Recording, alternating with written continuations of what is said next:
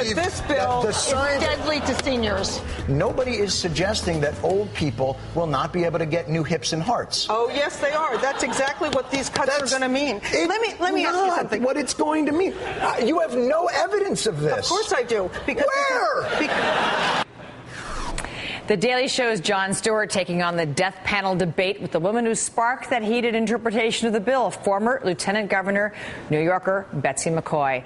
But what does the bill really say? Well, let's bring in Democratic strategist Richard Goodstein and Republican strategist Doug Heye. Welcome, gentlemen. Let's look at a recent op-ed piece yesterday written in the Salt Lake Tribune talking about just some of the misinformation that's out there. Myth number one, death panels will be incorporated in healthcare reform. The truth, death panels already exist in the healthcare system. The largest, most influential death panels are the insurance companies, medical review boards that, of course, determine life-saving surgeries, medicines, and therapies to cover or deny.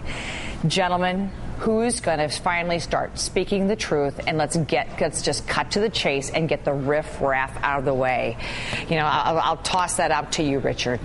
Sure. Where's the responsibility? Well, what's in the bill, and we'll talk about what current law and provisions are. What's in the bill, it gives the seniors or people facing end of life the opportunity. It doesn't require them. It gives them the opportunity to get reimbursed by Medicare for counseling about the options facing them, what works, what doesn't, exactly the kind of thing. And that has been a part of law for quite some time. Absolutely. Well, I'm just saying that's what hasn't been part of law is that hasn't been reimbursable. Right. What this law would say is they're able to get reimbursed for that. And I might add that when Sarah Palin was governor, she had a living will day. When Rush Limbaugh was advertising on his radio station, he was pumping for this very thing, as was Newt Gingrich. The notion that a month ago, something that everybody thought was rational, people actually knowing what their choices were, has now been demonized, is absolutely absurd and doesn't say very good things about our politics. And Doug, before I let you jump in, let's take a look at what Betsy McCoy said recently. Then I want to get your opinion. Putting pressure on doctors to require patients to go through a consultation that's prescribed by the government and then penalize them. Wait a second. And then to penalize them if the patient or their family changes their mind about their living will in a moment of crisis. Because that's really wrong. It would be really wrong if that was in any way what this said. Doug, Jon Stewart's right. That's total hogwash. Well, you know, Jon Stewart really is one of the trendsetters in American politics. We've seen not just on this issue, but on so many issues over, certainly the past election. This issue is really personal for me, Dr. Nancy. My brother and I put my mother in hospice care when she passed away in 1997. And these are very real concerns that families deal with. Of course they are. They deal with every day. But politically, this has become such a problem for the president. But aren't you glad that you and your brother were able to make an informed choice and have sort of a sane process with all of this, which is what all of this is about? There's no question about that. So how are you then, as a good Republican, going to get the vitriol and the misinformation out of the discussion? Well, I think part of the way that the misinformation has been out of discussion is that the president has decided to move on from this language because the president really wants legislation that he can sign. He needs something to declare victory on, and if this is an impediment to that, I think rightly, the president has decided to get rid of it.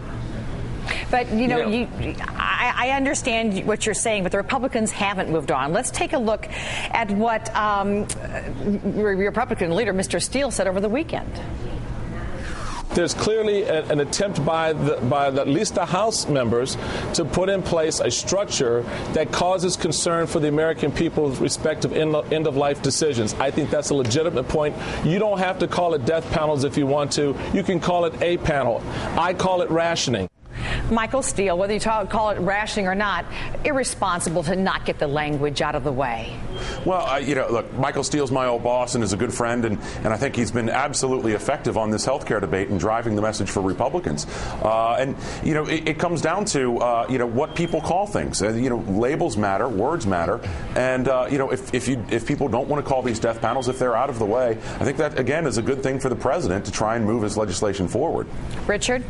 Yeah, listen, I think the surfacing of this term death panels will be seen when the story is written about this legislation as a turning point, because I think it's so delegitimized the arguments that opponents of health care were making, because I think the notion was if they could twist what people thought was good, living wills, counseling, so people knew what their options were, into something as evil-sounding as death panels, with a straight face, almost Michael Steele kind of laughing about it, the notion that that could be seen as a legitimate part of this debate when it is so illegitimate, I think will actually be seen, again, when we look back, as a turning point, because I think the public will say, that's right, this was the party that opposed Social Security. This was the party that opposed Medicare in the 60s. I'm not sure that their heart is really with me. And I will say this to President Obama. He's got to hit back hard on this, because it's so far-fetched, this death panel notion, that to even let it be part of this debate that we're having now makes, if I'm a Republican, I say, geez, that was a little easy, because this is nuts, and it's part of the debate. I wonder what I could put out there that might actually have some merit. This doesn't. Politically, the president made a real mistake in New Hampshire when he used the terms death panel. That gave real credence to it, and people who wanted to oppose it bought into that. It was a very big mistake for the president to even use the term. I think you're right. The words matter and labels matter, and frankly, if we're going to be an informed republic, this is ridiculous now. We have to get these lightning rod words out of the way and get down to the core root of the problems, and let's deal with it rationally. If most of us play between the 40-yard lines, we have to let the fringe crazy people on both sides get out of the arena. It's crazy. Richard Goodstein, Doug Heye, thank you very much. Have a great weekend. Thank you. Thank you. Well, for more on the health care debate, including videos, interactive features, and a glossary of health terms, just log on to healthcare.msnbc.com.